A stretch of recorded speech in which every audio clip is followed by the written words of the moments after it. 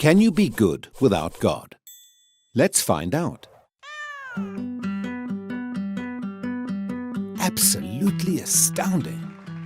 There you have it. Undeniable proof that you can be good without believing in God.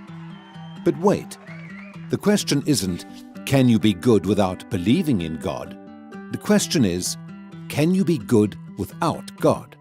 See, here's the problem. If there is no God, what basis remains for objective good or bad, right or wrong?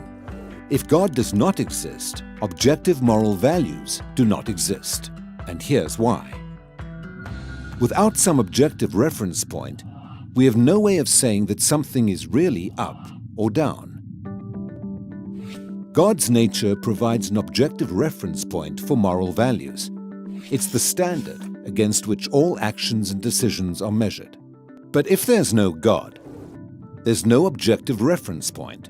All we're left with is one person's viewpoint, which is no more valid than anyone else's viewpoint.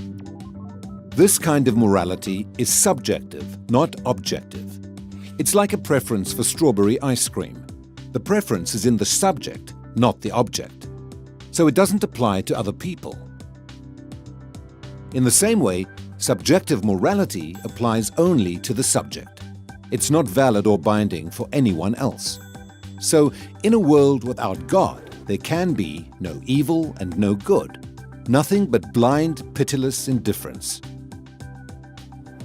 God has expressed His moral nature to us as commands. These provide the basis for moral duties. For example, God's essential attribute of love is expressed in His command to love your neighbor as yourself. This command provides a foundation upon which we can affirm the objective goodness of generosity, self-sacrifice, and equality. And we can condemn as objectively evil greed, abuse, and discrimination. This raises a problem. Is something good just because God wills it, or does God will something because it is good? The answer is neither one. Rather, God wills something because He is good. God is the standard of moral values, just as a live musical performance is the standard for a high-fidelity recording.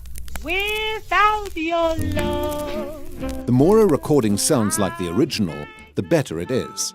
Likewise, the more closely a moral action conforms to God's nature, the better it is. But if atheism is true, there is no ultimate standard. So there can be no moral obligations or duties. Who or what lays such duties upon us? No one. Remember, for the atheist, humans are just accidents of nature, highly evolved animals. But animals have no moral obligations to one another. When a cat kills a mouse, it hasn't done anything morally wrong. The cat's just being a cat. If God doesn't exist, we should view human behavior in the same way. No action should be considered morally right or wrong.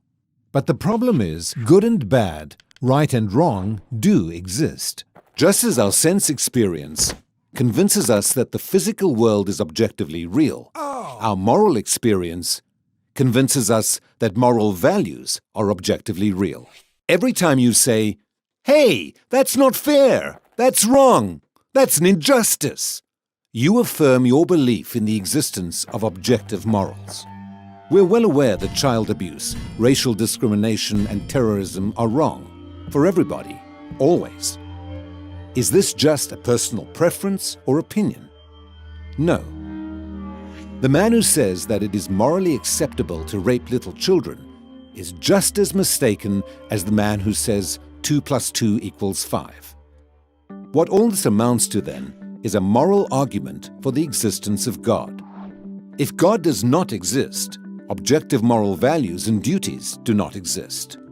But objective moral values and duties do exist. Therefore, God exists. Atheism fails to provide a foundation for the moral reality every one of us experiences every day. In fact, the existence of objective morality points us directly to the existence of God.